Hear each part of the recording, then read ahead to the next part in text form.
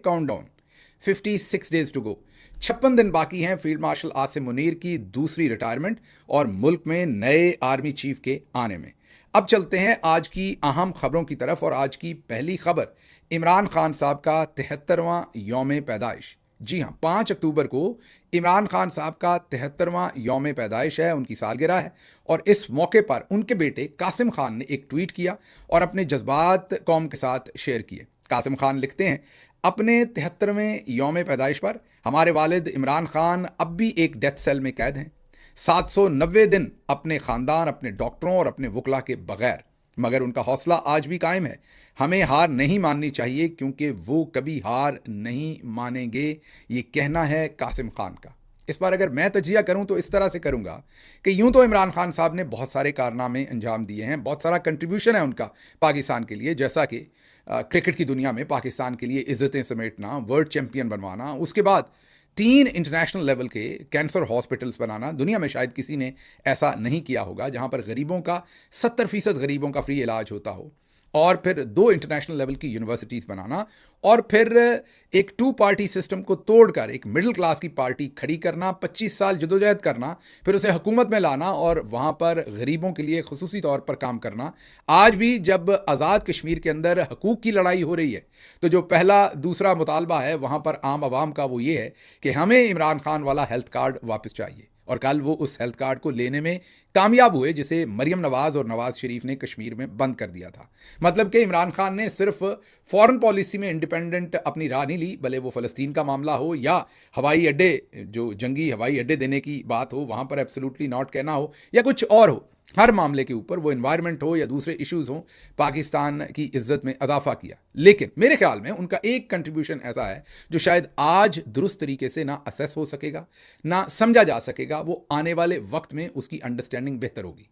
वो उनका कारनामा है ये तस्वीर। जी हाँ, ये तस्वीर डिपिक्शन है उस कमज़ोरी की, कमी की, जो रियासत कह लें या जो हमारा फ़ौजी हुक्मरान इस वक्त आसिम मुनीर है, ये उनकी कमज़ोरी की डिपिक्शन है कि इमरान खान ने उन्हें इतना कॉर्नर कर दिया, उन्हें इतना बेबस कर दिया कि उन्हें अपनी पूरी माइट के साथ खुलकर बाहर आना पड़ा, और फिर इमरान खान अकेले खड़े थे और उनके इर्द गिर्द ये डंडा बरदार और असला बरदार पूरी की पूरी फ़ौज। ये कोई कहता है एसएसजी के कमांडोज थे और कोई कहता है कि रेंजर्स थे। बहरहाल पाक फौज में से हमारे जवान थे ये, जिनको जाहिर है आसिम मुनीर साहब की डायरेक्शंस के ऊपर भेजा गया था, और उन्होंने पाकिस्तान के अंदर आइन और कानून की धज्जियां उड़ाई, हाई कोर्ट के अंदर तोड़ फोड़ की और गैर कानूनी तौर पर इमरान खान को वहां से गिरफ्तार किया। ये मैं नहीं कह रहा, ये पाकिस्तान की उस वक्त की सुप्रीम कोर्ट ने फैसले में दिया था कि ये जो गिरफ्तारी थी ये गैर कानूनी थी। जाहिर है गैर कानूनी गिरफ्तारी करने में मुलव्वस ये तमाम अहलकार भी अपनी नौकरियों से बर्खास्त होने चाहिए थे। इनके ऊपर जो उनका बॉस था और फिर सबसे ऊपर जो उनके बॉस थे आसिम मुनीर साहब, उन सब के ऊपर तादीबी कार्रवाई होनी चाहिए थी, क्योंकि पाकिस्तान की जो आला तरीन अदालत सुप्रीम कोर्ट ऑफ पाकिस्तान है उसने इस गिरफ्तारी को गैर कानूनी करार दे दिया था। बहरहाल शायद पिछले 78 साल में कौम को बहुत सारी जिहतों का अंदाज़ा नहीं था, बहुत सारी चीज़ें चिलमन के पीछे छुपी हुई थी। पता नहीं था कि असल में डोरियां कौन हिलाता है, करप्शन असल में करवाता कौन है। करते तो सामने किरदार है, पीछे करवाने वाला कौन है, कौन बार बार उन्हें एनआरओ देता है, किसको करप्ट सबसे ज़्यादा पसंद है, किसको जो करप्ट एलीट है उसको अपने मफाद के लिए इस्तेमाल करना और कंट्रोल करना सबसे ज़्यादा पसंद है, वो आवाम को इस सारे दौर के अंदर नजर आया। जाहिर है ये हाई पॉइंट था जब इमरान खान साहब को जिस तरह से गिरेबान से पकड़ के गिरफ्तार किया गया, लेकिन मेरे ख्याल में यही उनकी जीत का दिन था। यही वो दिन था जिस दिन पूरे पाकिस्तान की आवाम को, भले वो कुछ लोग उनको वोट देते हों या ना देते हों, सबको ये पता चला कि ये सब कुछ हो रहा है। कुछ एमक्यूएम के दोस्त कहते हैं आपको आज पता चला, पहले भी ये होता था। कुछ लोग कहते हैं ये मशरकी पाकिस्तान में भी हुआ था, कुछ लोग कहते हैं भुट्टो साहब के ज़माने में भी हुआ था। आप सबकी बातें सर आंखों पर, लेकिन एक एक करके इसका जवाब ले लीजिए। एमक्यूएम के साथ ज़रूर हुआ होगा, लेकिन उससे पहले एमक्यूएम भी एक अनफॉर्चुनेटली, भले उन्हीं के कहने पर आप ऐसे बने थे, लेकिन आप एक मुतशद्दिद जमात बन चुके थे। जो ऐसे है कि जैसे हम पर अब जुल्म हो रहा है तो उसके बदले में हम एक मुतशद्दिद जमात बन जाएं और हम तशद्दुद करें, कत्लो गारत करें, तो फिर उसका हिसाब हमें भी किसी न किसी दिन देना पड़ना है। तो मैं ये नहीं कह रहा कि आपके साथ जो कुछ बाद में किया गया वो दुरुस्त था, लेकिन जो उससे पहले आपने किया या आपसे करवाया गया या आप किसी के साथ मिलकर करते रहे, जरूर होगा कि उस वक्त के डिक्टेटर ने ही आपसे करवाया होगा या आपको मशवरा दिया होगा कि आप ये कर लें और आप उनकी बातों में आ गए। तो इसलिए दूसरा, आप एक रीजनल पार्टी थे, एक बहुत ही महदूद सतह पर यह सब कुछ हो रहा था। अब आते हैं भुट्टो साहब की तरफ। तो उससे पहले भुट्टो साहब भी तो माशाल्लाह एडमिनिस्ट्रेटर थे। भुट्टो साहब ने तो याया खान के साथ मिलकर मुल्क तोड़ दिया था उस वक्त के आर्मी चीफ के साथ। तो जहां भुट्टो साहब खुद एक डेमोक्रेट नहीं थे और अनफॉर्चुनेटली जिस इलेक्शन की वजह से वो जेल में गए, उस इलेक्शन में भी उन्होंने, मतलब जिसकी वजह से मुल्क के अंदर वो तमाम तलातम आया, जिसकी वजह से ज़ियाउल हक को मौका मिला ये सब कुछ करने का, उसमें भी तो भुट्टो साहब एक डिक्टेटर बने हुए थे। अपने जो मुखालफिन थे उनको अगवा करवा लिया था। भुट्टो साहब ने ही नहीं, उनके बाकी तमाम लोगों ने भी अपने मुखालफिन को अगवा करके बिल्कुल उन्होंने ये कह लीजिए कि बिला मुकाबला इलेक्शन जीता था। जैसे आसिफा भुट्टो जरदारी साहबा इस दफ़ा जीती हैं पाकिस्तान तहरीक इंसाफ के कैंडिडेट को अगवा करवाने के बाद। यही काम भुट्टो साहब ने उस वक्त किया था। अगर भुट्टो साहब के साथ 30-40% लोग थे तो उनके खिलाफ भी कोई 40-50-60% लोग मौजूद थे। इसलिए आप इमरान खान जिसके साथ 80% लोग खड़े हैं, इमरान खान जिसने कभी कोई डिक्टेटरशिप नहीं की, इमरान खान जिसने कभी भी मुल्क तोड़ने जैसी हरकत जो याया खान के साथ मिलकर बदकिस्मती से भुट्टो साहब ने की थी, उसमें इमरान खान मुलव्वस नहीं थे। मशरकी पाकिस्तान यकीनी तौर पर वो एक बहुत अच्छी मिसाल है, लेकिन मशरकी पाकिस्तान के लिए मगरबी पाकिस्तान में उस वक्त भी शेख मुजीब उस तरीके से पॉपुलर नहीं थे। याद कीजिए यहाँ पर मेजॉरिटी सीट्स उस वक्त भुट्टो साहब ने जीती थी। तो मगरबी पाकिस्तान के साथ ये पहली दफ़ा हुआ है कि उनका जो पॉपुलर तरीन लीडर हो और उसको इस तरीके से पकड़ा जाए। अगर आप ओवरऑल कहें तो बिल्कुल दुरुस्त के शेख मुजीब के साथ ये हुआ था, लेकिन मगरबी पाकिस्तान ने इसका टेस्ट नहीं चखा था। ये पहली दफ़ा है कि मगरबी पाकिस्तान और खुसूसन पंजाब उसने ये इस चीज़ का जायका चखा और उसको पता चला कि असल में पीछे से डोरियां कौन हलाता है। तो मेरे ख्याल में ये जो तस्वीर है ये इमरान खान साहब का सबसे बड़ा कंट्रीब्यूशन है और जब पाकिस्तान की तारीख लिखी जाएगी तो ये वो टर्निंग पॉइंट होगा जिसमें अवाम की जो असल जमहूरियत, रूल ऑफ लॉ और फ्रीडम ऑफ स्पीच के लिए जदोजहद होगी, जिसमें इमरान खान की इस तस्वीर को भी याद रखा जाएगा और अरशद शरीफ शहीद की शहादत को भी याद रखा जाएगा। ये वो इवेंट हैं जिन्होंने रुख मोड़ दिया है पाकिस्तान के अंदर सोच का और जदोजहद का। देखते हैं ये जदोजहद और सोच जीतती है या नहीं, ये जीते या हारे, लेकिन सोचने का, बात करने का और मामलात को परखने का जो स्टाइल है वो बदल चुका है। अब इमरान खान साहब की सालगिरह पर तो बात मैं कर ही रहा था, साथ साथ आपको कारनामा भी बता दूं कि कराची में लोग इकट्ठे हुए इमरान खान साहब की सालगिरह सेलिब्रेट करने के लिए और वहाँ पर मिलेनियम मॉल कराची के सामने एक बहुत बड़ा हजूम इकट्ठा हो गया। वो हजूम बढ़ता गया आहिस्ता आहिस्ता, थोड़े से लोग आए, कोई पार्टी की कॉल नहीं थी, कोई ऐसी चीज़ नहीं थी कि कोई जलसा रखा हुआ था। थोड़े से लोग आए, वो बढ़ते बढ़ते बढ़ते एक बड़ा जलसा बन गया। बस फिर क्या था, फिर सिंध पुलिस को अहकामात हुए, जाहिर है सेक्टर कमांडर ने किए होंगे, और उन अहकामात के ऊपर वहाँ पर कई कारकुनान को गिरफ्तार किया गया, लाठीचार्ज किया गया और वहाँ पर फिर ताकत का इस्तेमाल किया गया। तो इमरान खान की 73वीं सालगिरह जो कि 5 अक्टूबर को है, 4 अक्टूबर की शाम को कराची के मिलेनियम मॉल के सामने लोग उसे सेलिब्रेट करने के लिए इकट्ठे हुए थे, तो उन पर ये पुलिस गर्दी जो है वो कर दी गई। ये शर्मनाक है, इसकी जितनी मजम्मत की जाए वो कम है, लेकिन लगता है कि ये कराची से जो शुरू हुआ है, मुल्क के दूसरे तूलो अर्ज़ के अंदर भी ऐसी ही हरकतें की जाएंगी जहाँ जहाँ इमरान खान का नाम लिया जाए या उनकी सेलिब्रेशन की जाए। बहरहाल इस सब के पीछे बिल्कुल मत भूलिए कि फील्ड मार्शल साहब और उनके साथी हैं। बिल्कुल इसमें जाहिर है इस्तेमाल तो सिंध हुकूमत हो रही है, उनकी पुलिस हो रही है, लेकिन इसके पीछे हतमी तौर पर वहाँ के सेक्टर कमांडर और वहाँ की जो ISI या दूसरे लोग हैं उनके अहकामात के ऊपर इतना प्रॉम्प्ट एक्शन जो है वो वहाँ पर लिया गया। अब ज़रा चलते हैं आज की दूसरी अहम खबर की तरफ। है तो इमरान खान साहब की सालगिरह का वक्त, लेकिन ये वाली खबर आपको हैरान कर देगी और इसकी टाइमिंग भी आपको हैरान कर देगी। इमरान खान ने अगर एब्सोल्युटली नॉट कहा था तो अब वाले हर चीज़ पर एब्सोल्युटली यस कर रहे हैं। फाइनेंशियल टाइम्स ने एक ऐसी स्टोरी पब्लिश की है जिसने पाकिस्तान में सबको परेशान करके रख दिया है। सिर्फ पाकिस्तान नहीं, पूरी दुनिया में लोग हैरान हुए हैं कि इतनी कम कीमत पर इस तरीके से पाकिस्तान को और पाकिस्तान के इंटरेस्ट को बेचा जा रहा है, किसी ने ये सोचा भी नहीं होगा। खबर है फाइनेंशियल टाइम्स की और फाइनेंशियल टाइम्स ये लिख रहा है कि फील्ड मार्शल साहब, जाहिर है आसिम मुनीर साहब, ने ऑफर की है अमेरिका को कि वो बहरा अरब में एक नई बंदरगाह बना लें, गवादर जैसे चाइना ने बनाई हुई है, पसनी पर आप आकर बंदरगाह बना लें। जी हाँ, दुरुस्त सुन रहे हैं। आपको लग रहा होगा कि आपको अपने कानों पर शायद यकीन ना आ रहा हो, लेकिन यही ऑफर फील्ड मार्शल साहब की तरफ से की गई है। अब पाकिस्तानी फ़ौज के सरबराह फील्ड मार्शल आसिम मुनीर के मशीरों की अमेरिका को बहरा अरब में नई बंदरगाह बनाने और चलाने की पेशकश। ये बंदरगाह चीन की ग्वादर बंदरगाह से 70 मील और ईरान से सिर्फ 100 मील के फासले पर होगी। फाइनेंशियल टाइम्स ये लिख रहा है, पूरी जिम्मेदारी के साथ फाइनेंशियल टाइम्स ये स्टोरी कर रहा है। अच्छा, अब इस स्टोरी की खूबसूरती ये है कि इस स्टोरी को तकरीबन पाकिस्तान ने मान लिया है। जी हाँ, मैं जियो टीवी के ऊपर ट्रांसमिशन देख रहा था जिसमें शहजाद इकबाल साहब ने अपनी जो इसके ऊपर तज्जिया किया, उसमें वो बता रहे थे कि उनके साथ रब्ता किया गया है सिक्योरिटी ज़राए ने, ज़ाहिर है फौजी अफसरान ने, उन्होंने बाकायदा कहा कि उनके साथ अफसरान ने रब्ता किया, 2 अफसरान ने कम अज़ कम उनसे रब्ता किया और कहा कि नहीं, इस पर कोई हतमी काम नहीं हुआ, ये एक प्रपोजल है जो आया है और अभी इस पर सोच विचार की जाएगी। तो इससे ये वाज़े हुआ कि इस खबर को डिनाई नहीं किया जा रहा। हाँ, खबर की जो जेहत है कि वो किस तरह से किस लेवल पर चला गया ये प्लान, इसको वो आगे पीछे कर रहे हैं, लेकिन डिनाई नहीं कर रहे। अब वैसे तो हम डिनाई भी कर देते हैं, आपको पता, अपने शहरियों को शहीद करके हम कह देते हैं कि वहाँ पर नीचे ही बम चल गया था, ये हमने नहीं चलाया, हम तो कुछ भी कर देते हैं। तो आप सोच रहे होंगे फिर हमने डिनाई क्यों नहीं किया, ताकि सदर ट्रंप कहीं नाराज़ ना हो जाए कि एक तरफ हमें पसनी की ऑफ़र कर रहे हैं और दूसरी तरफ उसे डिनाई कर रहे हैं। इसलिए क्योंकि सदर ट्रंप पहले ही एक बात पर नाराज़ हो चुके हैं और नाराज़गी का इजहार भी कर चुके हैं, आपको अभी वो खबर भी देते हैं, लेकिन पहले ज़रा इससे निपट लें। अब इस खबर को अगर मज़ीद गौर से देखें तो आपको एक और बड़ी इंपॉर्टेंट चीज़ नज़र आएगी। एक तरफ तो शहजाद इकबाल साहब ने जियो टीवी पे तकरीबन कंफर्म कर दिया कि पाकिस्तान के सिक्योरिटी ज़राए इस खबर को झूठा करार नहीं दे रहे। वो ये कह रहे हैं इसमें छपने वाला कुछ मतन दुरुस्त नहीं है, कुछ इन्फॉर्मेशन दुरुस्त नहीं है, लेकिन कुछ दुरुस्त भी है। इसकी दूसरी डायमेंशन फाइनेंशियल टाइम्स ने खुद छापी है। वो कह रहे हैं कि उनकी ट्रंप एडमिनिस्ट्रेशन के कुछ जिम्मेदारों से बातचीत हुई है जिन्होंने ये कंफर्म किया है कि सदर ट्रंप की जो हाल ही में मुलाकात हुई है शहबाज शरीफ और फील्ड मार्शल आसिम मुनीर से, उससे पहले पाकिस्तान ने ये ऑफ़र उनको दी है। अब अगर हम गौर करें तो इसमें मजीद फाइनेंशियल टाइम्स लिखता है कि जो कॉपर और इस तरह की दूसरी रेयर अर्थ मिनरल्स हैं उनको शिप करने के लिए पाकिस्तान ने कहा है कि आप पसनी पे बंदरगाह बना लें।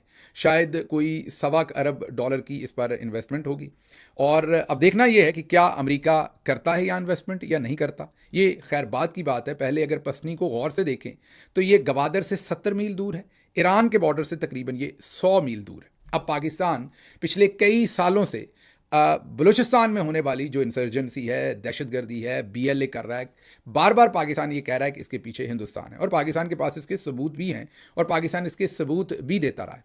अब ये मुझे नहीं पता कि कितनी अक्लमंदी है कि एक तरफ वहाँ पर पहले से इंडिया घुसा हुआ है, उसके ऊपर चाइना के पास भी गवादर की बंदरगाह है, जाहिर है चाइना के अपने इंटरनेशनल इंटरेस्ट हैं, ऑन टॉप ऑफ दैट सिर्फ 70 मील दूर अमेरिका को भी वहाँ पर एक बंदरगाह देना, इस पर तो बहुत गौर करना पड़ेगा कि पाकिस्तान के कितने इंटरेस्ट में है या कितने इंटरेस्ट में नहीं है। लेकिन ये इटसेल्फ एक बहुत बड़ा क्वेश्चन मार्क होगा कि एक तरफ आप ईरान इस पर भी जाहिर रिटेलिएट करेगा, दूसरी तरफ पहले से वहाँ पर इंडिया मौजूद है, तीसरी तरफ पहले से वहाँ पर चाइना के पास गवादर की बंदरगाह है, इंडिया मौजूद है थ्रू BLA और अदर जो वहाँ पर वो दहशतगर्दी करवा रहे हैं, और अब अमेरिका और फिर आप और मुल्कों की इंटेलिजेंस एजेंसीज पर एतराज़ करना शुरू कर देंगे कि वो पसनी के थ्रू या गवादर के थ्रू जो है वो यहाँ पर दाखिल होकर बलूचिस्तान में ये सब कुछ कर रहे हैं, और फिर आप कहते हैं कि आपकी कीमती तरीन मिनरल्स वहाँ पर मौजूद हैं, तो आप करेंगे क्या, ये समझ से बाहर है। तो एक एक्सटेंशन के लिए हम सब कुछ ऑफर कर रहे हैं और कहां तक ऑफर करेंगे ये किसी को अभी तक मालूम नहीं कि हमने कितना दूर तक जाना है।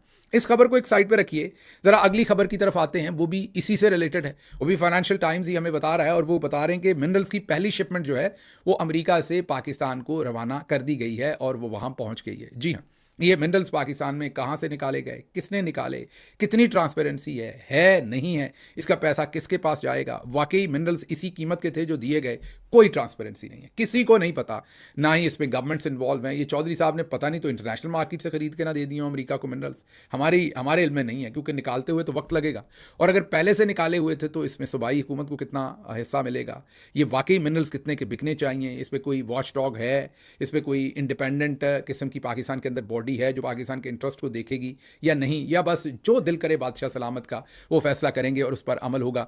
तो ये खबर जो है ये भी इटसेल्फ, जो दूसरी खबर आपको दे रहा हूँ कि शिपमेंट रेयर अर्थ मिनरल्स, जो कीमती मिनरल्स हैं, जो असलहे में भी इस्तेमाल होते हैं, इलेक्ट्रिक कार्स में भी इस्तेमाल होते हैं, चिप टेक्नोलॉजी के अंदर भी इस्तेमाल होते हैं, चाइना के पास वो हैं, और चाइना ने उसकी सप्लाई महदूद कर दी थी अमेरिका को, जिसके बाद अमेरिका ने नई मंडियां तलाश करना शुरू की, नई जगहों पर ज़खायर जो थे उनको तलाश करना शुरू किए। हमने क्योंकि इमरान खान को जेल में रखना है तो हम तो कुछ भी ऑफ़र करने को उसके बदले में तैयार हैं, और हम लेकर पहुँच गए कि जनाब याद कीजिए फील्ड मार्शल साहब तस्वीर में लेकर खड़े थे उन मिनरल्स को, और अब पता चला है कि पहली कंसाइनमेंट, पहली शिपमेंट जो है वो अमेरिका को रवाना कर दी गई है। It's a major breaking news, Financial Times ने ब्रेक की है, और इसके ज़ाहिर है ये $500 की कोई डील की थी, $500 मिलियन की, और उसी के तहत ये मिनरल्स जो हैं वो जा रहे हैं। दूसरी तरफ अगर आप देखें तो सैकड़ों अरब डॉलर्स की डील्स की थी सदर ट्रंप ने इन्हीं मिनरल्स की यूक्रेन में, और हम सिर्फ $500 मिलियन में ये डील करके, जो लोग सैकड़ों बिलियन डॉलर्स की डील्स कर रहे हैं और वो भी करने को तैयार नहीं थे यूक्रेन के सदर, याद कीजिए। और सदर ट्रंप कह रहे थे कि हमारा इतना पैसा लगा है आप पर जंग में, तो आप हमें ये मिनरल्स दें। और आपको याद करना होगा कि किस तरीके से यूक्रेनियन सदर ने वाइट हाउस के अंदर रिटेलिएट किया था, रिएक्ट किया था, और वो मिनरल्स देने को अमेरिका को इस तरीके से तैयार नहीं थे। फिर पूरा यूरोप पड़ा, पूरी दुनिया पड़ी, और उसके बाद वो डील हुई, और उसमें जाहिर है यूक्रेन को भी सुना गया और यूक्रेन ने भी अपने इंटरेस्ट को वॉच किया, और वहाँ पर सैकड़ों अरब डॉलर्स की बात हो रही है। यहाँ पर महज $500 मिलियन में ये डील कर दी गई और शिपमेंट भी भेज दी गई, और कुछ जो उस तरीके से मुल्क का इंटरेस्ट है उसके ऊपर अभी तक किसी ने बातचीत नहीं की। हम ये नहीं कहते कि आप बैरूनी दुनिया में कंपैरेटिव रेट्स के ऊपर मिनरल्स ना बेचें, बिल्कुल बेचें, लेकिन उसका फ़ायदा पाकिस्तान को उतना होना चाहिए जितना किसी भी सॉवरन नेशन को होना चाहिए। दूसरी तरफ ये देखें, यूक्रेन की हालत तो ये कि वहाँ तो जंग लगी हुई है, उनको तो ज़रूरत ही ज़रूरत थी हर सूरत, वो रिटेलिएट कर रहे थे, वो अपने नेशनल इंटरेस्ट की बात कर रहे थे, लेकिन हमारे यहाँ किसी ने चू नहीं की, और सब लगे हुए हैं दूसरे कामों के ऊपर, और ये बीच में से फील्ड मार्शल और उनके साथी जो हैं वो अंदर अंदर से ये गेम डाल रहे हैं। आगे चलते हैं जी। अगली खबर जो है वो सदर ट्रंप थोड़े से नाराज़ हैं अब फील्ड मार्शल से और शहबाज शरीफ से। वो कैसे पता चला है? वो पता इस तरह से चला है कि अमरीकी सदर ने गज़ा का जो अमन मुआहदा है उस पर अरब ममालिक और तुर्की का शुक्रिया अदा किया, लेकिन पाकिस्तान का उन्होंने नाम नहीं लिया। उन्होंने कतर का नाम लिया, उन्होंने सबका नाम लिया, जितने लोग इसमें शामिल थे, तुर्की का भी नाम लिया, लेकिन पाकिस्तान का इस दफ़ा नाम नहीं लिया। उसकी वजह क्या है? उसकी वजह शायद वही है जो इन्होंने उनके साथ किया है। वहाँ मानकर आ गए, घर पर जब प्रेशर पड़ा तो इसहाक डार साहब ने पार्लियामेंट में कह दिया कि ये फ्रॉड हुआ है, हमारे साथ धोखा हुआ है सदर ट्रंप ने, और यहाँ उनकी टीम ने झूठ बोला है, और ये वो वाले 20 पॉइंट्स नहीं। अब सदर ट्रंप तो ये नहीं मान रहे, वो तो अभी तक अपने उन्हीं 20 पॉइंट्स को लेकर चल रहे हैं। वो कह रहे हैं यही वो पॉइंट्स हैं जिन पर सब ने साइन किए हैं, मतलब कि फील्ड मार्शल आसिम मुनीर और शहबाज शरीफ के दस्तखत भी इन्हीं 20 पॉइंट्स के ऊपर हैं। ये सदर ट्रंप बार बार अपनी स्टेटमेंट में इनका नाम नहीं ले रहे, लेकिन वो कह रहे हैं सभी ने इन पे दस्तखत किए और यही वो 20 पॉइंट है। अब अगर आप मुझे पूछें कि सदर ट्रंप झूठ बोलने में महारत रखते हैं या इसहाक डार, तो यकीन कीजिए मैं आंखें बंद करके आपको बता दूंगा कि इसहाक डार यकीनी तौर पर सदर ट्रंप से ज़्यादा बड़े झूठे हैं, ज़्यादा बड़े मुनाफिक हैं, और इन पर किसी सूरत एतबार नहीं किया जा सकता। इसलिए धोखा जो है वो पाकिस्तान के अंदर पाकिस्तान की अपनी जो मौजूदा हुकूमत है वो दे रही है। सदर ट्रंप बिल्कुल मेरे ख्याल में ठीक कह रहे हैं, यही उनके 20 पॉइंट थे, पसंद आए ना पसंद आए, लेकिन कम अज़ कम यही उनके 20 पॉइंट थे जो उन्होंने इनके सामने रखे थे, और इन्होंने अतात की थी, उनको कबूल किया था, मानकर ये पाकिस्तान आ गए, और जब यहाँ प्रेशर पड़ा तो इन्होंने कहा ये 20 पॉइंट्स नहीं। अब ज़रा गौर कीजिए, दूसरी तरफ हमास जो है उसके बारे में सदर ट्रंप ने कहा कि उन्होंने एक खैर सगाली का पैगाम दिया है, जंग बंदी की अब गुंजाइश है, और उन्होंने इसराइल को कह दिया कि अब क्योंकि हमास बातचीत पर तैयार है और इन 20 पॉइंट्स के ऊपर बातचीत करने को भी तैयार है, तो आप फौरी तौर पर बॉम्बिंग रोक दें। लेकिन उसके बावजूद इसराइल ने 14 घंटे के बमबारी रोकने के हुक्म के 14 घंटे के बाद इसराइल ने गज़ा पर 3 फ़ज़ाई हमले किए हैं। ज़मीनी और फ़ज़ाई हमलों में मज़ीद 66 शहरी शहीद हुए हैं, दर्जनों ज़ख्मी हुए हैं, और दूसरी तरफ इस मुआहदे की ऑफ़र के बाद हमास ने जो यरगमाली थे उनको वापस करना शुरू कर दिया है। मतलब सदर ट्रंप की बात हमास तो मान रहा है, लेकिन सदर ट्रंप की बात जो है वो इसराइल इस वक्त भी नहीं मान रहा, अभी भी हमले जो हैं वो जारी हैं। अब दूसरी तरफ ज़रा आपने गौर करना है कि हमास जो है वो ज़ाहिर है उसे अमेरिका और दूसरी ऑर्गेनाइजेशन, बहुत सारी टेररिस्ट ऑर्गेनाइजेशन कहते हैं, वो इस तमाम सिचुएशन में उन्होंने इस सारे प्रेशर के अंदर भी उन्होंने सदर ट्रंप की जो ऑफ़र थी उसको मिनो अन कबूल नहीं किया। जैसे शहबाज शरीफ साहब ने दोनों कानों को हाथ लगाकर उसको कबूल कर लिया था, वो उसके अंदर बहुत सारी चेंजेस चाहते हैं। मसलन हमास ने क्या कहा, उन्होंने, जाहिर है सदर ट्रंप ने कहा था कि आपके पास अगले इतने घंटे हैं, अगर आप मानेंगे ठीक है, वरना फिर इसराइल के अलावा हम भी आपकी तबाही करेंगे। और शहरियों को सदर ट्रंप ने कहा था कि गज़ा छोड़ दें, फिर हम जाने और हमास जाने। तो उन्होंने मेरे ख्याल में बड़ी चालाकी की है, हमास ने समझदारी कहना है तो वो की है, और उन्होंने सदर ट्रंप को इंगेज किया, बात पूरी मानी भी नहीं और इंगेज भी किया। मसलन उन्होंने कहा कि फ़लस्तीन में गैर मुल्कियों की नहीं, फ़लस्तीनियों की हुकूमत बनेगी। सदर ट्रंप और साथियों की, जिसमें पाकिस्तान भी शामिल है, उनकी तो यही है ना कि टोनी ब्लेयर टाइप के वहाँ पर गवर्नर होंगे या टोनी ब्लेयर ही होंगे, और बैरूनी हुकूमत होगी, फ़लस्तीन की हुकूमत वहाँ पर नहीं होगी, फ़लस्तीनी अथॉरिटी फ़िलहाल वहाँ कायम नहीं होगी। फ्यूचर में देखेंगे क्या होगा। तो हमास ने कहा है कि फ़लस्तीनियों की हुकूमत होनी चाहिए, और दूसरे लफ्ज़ों में उन्होंने कहा है कि वो जो आपका प्रपोज़ल है वो हमें कबूल नहीं है। इसराइली फ़ौज का मुकम्मल इनखला होगा, ये शामिल नहीं है उन 20 पॉइंट्स में। हमास इस पर भी डिसएग्री कर रहा है। नकल मकानी का ख़ात्मा होगा, जो आगे जो इजरायली शहरी हैं जो आगे आगे आते जा रहे हैं और सारा जो ले रहे हैं, जगह भी ले रहे हैं फ़लस्तीन की, और फिर फ़लस्तीनियों को भी नकल मकानी करवाई जा रही है, वो भी वो कह रहे हैं ख़त्म होगी। फिर फ़ौरन हथियार वो नहीं डालेंगे, हमास फ़ौरन हथियार नहीं डालना चाहता। इमदाद का रास्ता खुला जाएगा, फौरी जंगबंदी होगी। इसके अलावा दीगर कई निकात हैं जिन पर मुज़ाकरात होंगे। तो ये ऐसे ही है जैसे आप किसी को कहते हैं कि यार मुझे ज़रा अपनी गाड़ी देना, तो एक तरीका तो ये कि वो शख्स कहता है कि नहीं मैंने नहीं देनी आपको गाड़ी। दूसरा तरीका वो ये कह रहा है कि मैं तो ज़रा कहीं जा रहा हूँ, तो मैं तो फारिग नहीं हूँ। तो ये इनकार ही है, लेकिन दूसरे इनडायरेक्ट तरीके से। हमास जो फंसा हुआ है वहाँ पर, जो जिनके पास कोई चॉइस ही नहीं है, और बाकी जो थोड़ी बहुत चॉइस थी वो इन मुसलमान मुल्कों ने उनके पास नहीं छोड़ी। उसके बावजूद गौर कीजिए कि उन्होंने कौन सा रास्ता निकाला बीच में से। बड़ी चालाकी कहना है, अय्यारी कहना है, समझदारी कहना है, वो आप पे है, मैं उस पर कोई बात नहीं करता। लेकिन उन्होंने इनकार भी नहीं किया, इकरार भी नहीं किया, और तीसरा रास्ता उसमें से निकाला है। अब यहाँ पर पाकिस्तान में ये क्या कह रहे हैं, हमास के बयान ने जंगबंदी और अमन कायम करने के लिए एक मौका फराहम किया है जिसे दोबारा ज़ाया नहीं होने देना चाहिए। ट्रंप की शुक्रगुजारी बनती है। एक बार फिर शहबाज शरीफ ने शुक्रिया अदा कर दिया ट्रंप का। वो अलग बात है कि सदर ट्रंप ने अब इनका नाम नहीं लिया, उनको समझ लग गई कि ये बैंकॉक के शोले फिल्म वाले फ्रॉडिये हैं, और ये किसी टाइम भी बदल जाते हैं जब इनका मौका